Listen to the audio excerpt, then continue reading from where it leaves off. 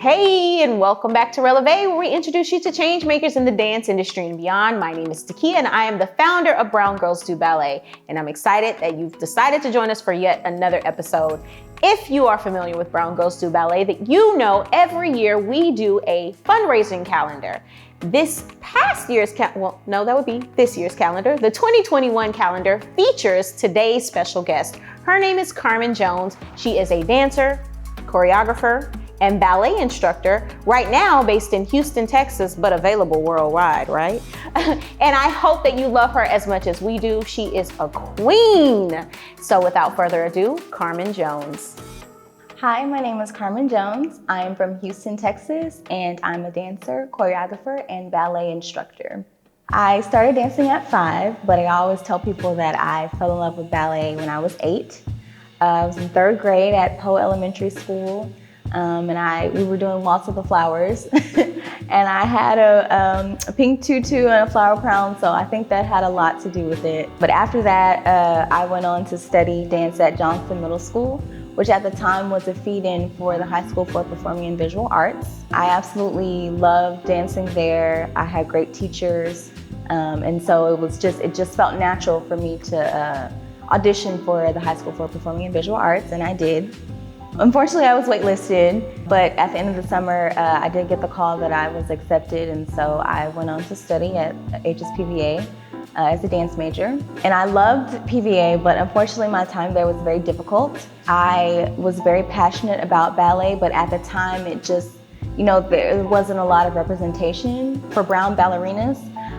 So it was, I kind of was swayed away from really taking ballet seriously. But in 2005, I was very fortunate to have an opportunity to study at the Alvin Ailey American Dance Theater in their summer intensive program. And that was life-changing for me because I had never seen so many Black dancers in one setting.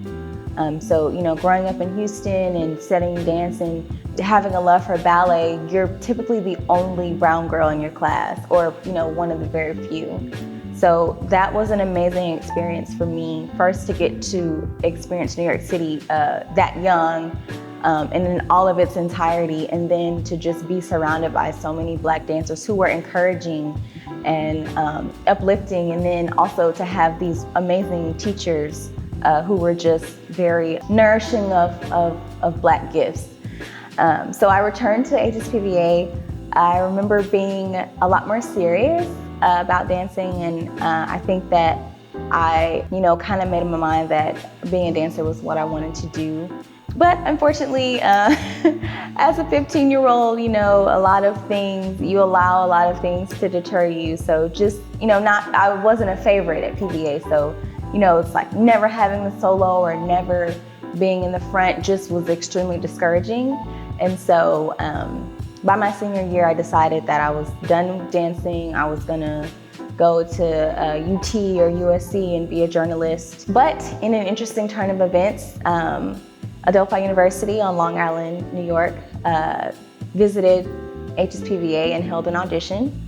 I remember not really being interested, but I did enjoy the class, and so but I didn't think anything of it. It was like the class happened, and then that was it.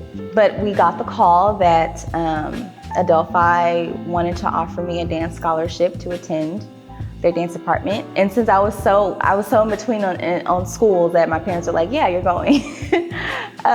So I ended up traveling to New York to study at Adelphi University, which is where I got my BFA in dance.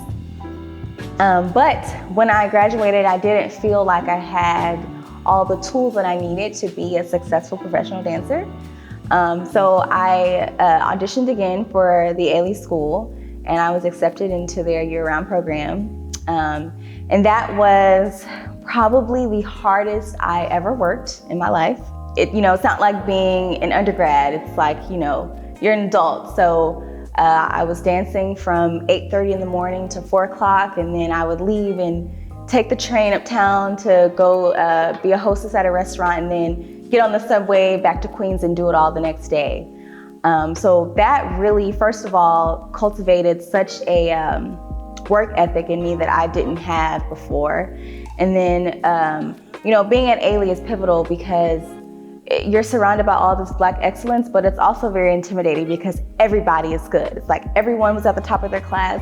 Everyone is amazing. I had never seen so many beautiful Black ballerinas, but it was intimidating, but it was so inspiring. And I feel like for the first time I had teachers who were working professionals and who could say, like, there's so many other things that you can do in dance. You don't just have to join a ballet company. You don't just have to join a modern dance company. So that was the first time that I really started thinking about my dance career as something that was more open-ended than just, I'm on a track to high school, college, ballet company, high school, college, modern dance company. So I left Ailey feeling like I really had all of the tools that I needed. So I moved back to Houston, and my first gig was dancing with Harrison Guy at the Urban Souls Dance Company. Harrison was a great mentor for me. He really spoke to my dream of being a professional dancer. In Houston, it's getting better, but we have to have so many jobs here. So you're pushed more to be a teacher than a performer. But Harrison really spoke to, my dream of really being able to sustain myself as a performer. And I always say that he was my introduction into the Houston dance scene. And so after that, things just kind of spiraled, and I had the opportunity to perform in the Motown Revue, which was an amazing opportunity, probably the most challenging, physically challenging performance opportunity for me. It's just so much dancing and, so much personality, and just kind of the first time that I really had to kind of turn on that performance and technique and just everything in one show.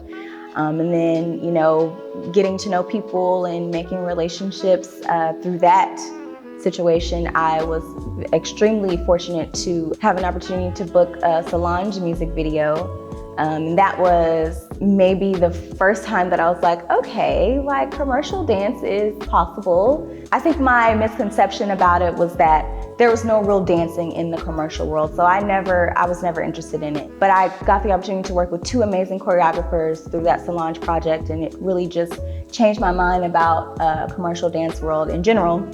Through all of that amazing turn of events, I had the opportunity to audition for Toby Nwigwe. At the time, he was doing his very first solo show here in Houston. And I didn't know who he was, but I knew his choreographer at the time. And he just kind of called me to come audition, and I showed up. And from there, it was just kind of magic. The first show went so well, and at the time, Toby was building his team. So he invited a couple of the girls back to do one of his Get Twisted Sundays video, which was wavy. Toby's the kind of person that he is going to pull everything out of you that you didn't know you had. So we walked into the room and he was like, okay, what y'all got? And at the time, I had very little choreographic experience. I would set pieces on the kids that I taught at the studio, but nothing that I really felt like I was prepared to choreograph on that level. But I did it, and it just worked out. It was like magic. And then after that, it just kind of, the calls kept coming, and it just kind of led into this beautiful relationship where, he allowed me to bring my training and my technique and my experience in the classical dance world into his world.